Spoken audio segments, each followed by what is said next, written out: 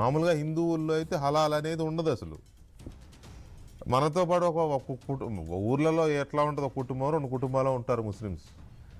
వాళ్ళు కూడా మనం చిన్నప్పటి నుంచి కలిసి పెరిగినాం కాబట్టి వాళ్ళు మన ఇంటికి భోజనానికి వస్తారు. వాళ్ళు హలాల్ చెయ్యని తినరు కాబట్టి పనిలో పనిగా మనం కూడా తినేస్తాం కదా అని చెప్పి కలిసి చేసేస్తాం. కానీ వాళ్ళ ఇళ్లలో ఫంక్షన్కి హిందువులు వెళితే అయ్యో హిందువులు వస్తున్నారు కదా మనకి హలాల్ ఎందుకు చేయాలని వాళ్ళు అనుకుంటారా? అనుకోరు. వాళ్ళ సాంప్రదాయ ప్రకారమే చేస్తారు, అదే మనం తినాలి.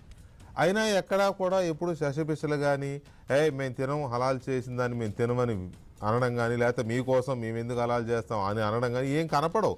అలా కలుపుకోలకు వెళ్ళిపోతూ ఉంటాం. కానీ ఈ మధ్య ఇది కూడా చర్చకు వస్తుంది. అరే మనం ఇంత ఇంక్లూజివ్గా ఉంటున్నాం కదా, ఎందుకు వీళ్ళు మాత్రం అలా ఉండరు అని ఒక చర్చ మొదలైంది. Which is